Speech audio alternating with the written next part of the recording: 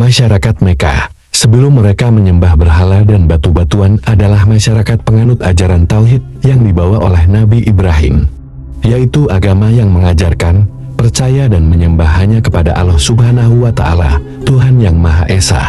Kemudian ajaran itu diteruskan oleh Nabi Ismail yang merupakan putra Nabi Ibrahim, di antara sejumlah ajaran dan kebudayaan Islam yang terpelihara sampai sekarang, seperti Ka'bah, Makom Ibrahim, dan peristiwa kurban.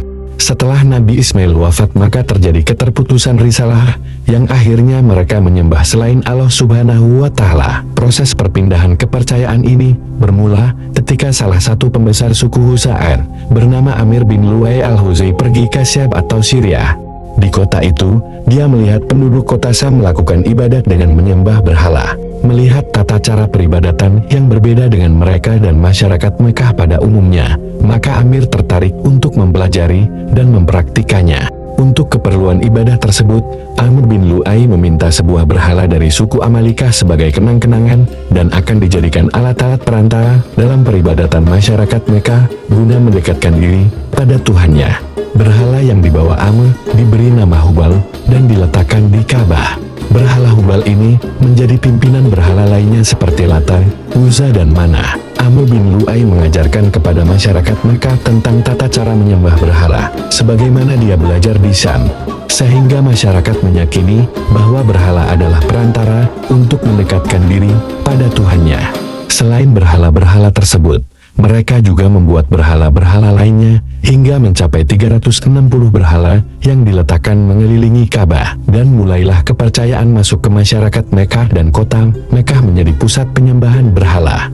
Pada saat musim haji, banyak masyarakat dari bangsa Arab berziarah ke Mekah dan melihat berhala-berhala di sekitar Ka'bah.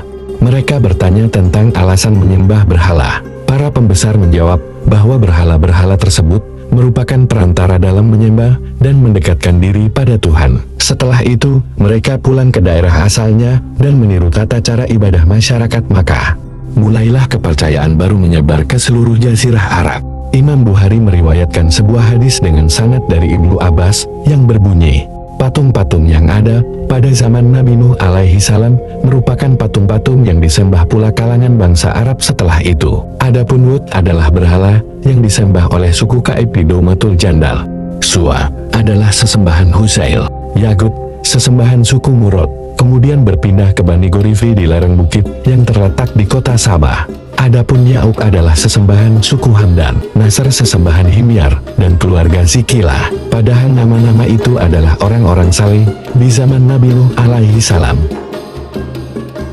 Setelah orang saleh tersebut wafat, setan membisikkan kaum yang saleh supaya dibuat patung-patung mereka di tempat-tempat pertemuan dan menemaninya sesuai dengan nama-nama mereka.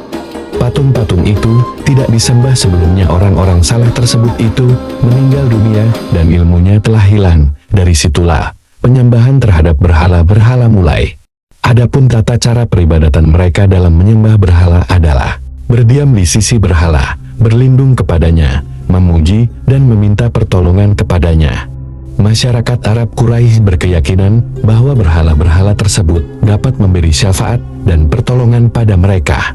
Ketika berhaji, mereka bertawaf mengelilingi berhala-berhala tersebut dan bersujud kepadanya, mendekatkan diri kepadanya dengan memberikan berbagai sesembahan, dan ketika menyembelih hewan, mereka menyebut nama-nama berhala itu.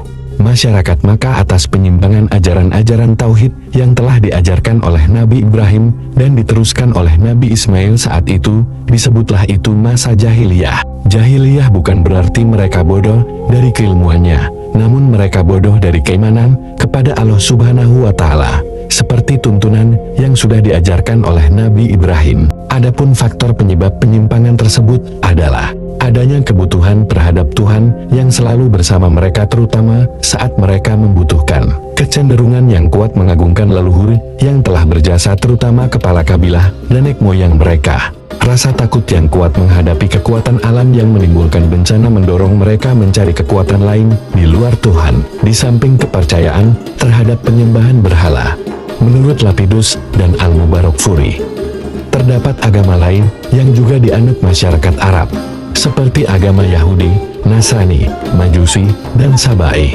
Agama Yahudi dibawa oleh bangsa Yahudi, yang melakukan eksodus besar-besaran pada tahun 578 sebelum Masehi ke wilayah selatan dari Kanaan di Palestina, ke Khaybar dan wilayah Hijaz. Karena saat itu, bangsa Yahudi dijajah bangsa Romawi.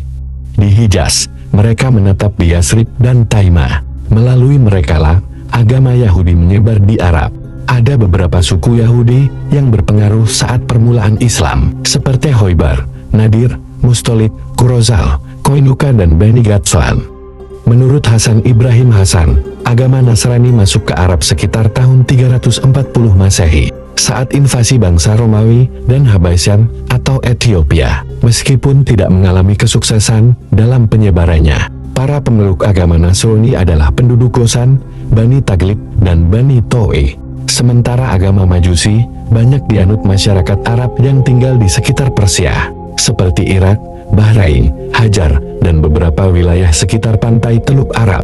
Saat Yaman masih berada di bawah kekuasaan Persia, agama Majusi juga pernah dianut oleh masyarakat Yaman dan Arab Selatan. Sedangkan agama Sabi, yang pemeluknya menyembah bintang-bintang, planet-planet, dan matahari, banyak berkembang dan dianut oleh penduduk Bani Kildan Al-Kildaniyun, yang merupakan bagian dari suku bangsa Arab yang berdiam di Syam dan Yaman. Tetapi setelah datangnya Yahudi dan Nasrani, para penganut agama ini berbaur dengan penduduk beragama Yahudi dan Nasrani. Mereka tidak kelihatan lagi, bahkan mengalami kehancuran.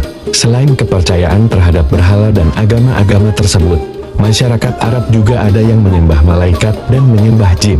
Mereka menganggap malaikat adalah anak-anak Tuhan yang berjenis kelamin perempuan, seperti ditegaskan dalam Al-Quran surat As-Saffat ayat 151 sampai ayat 157.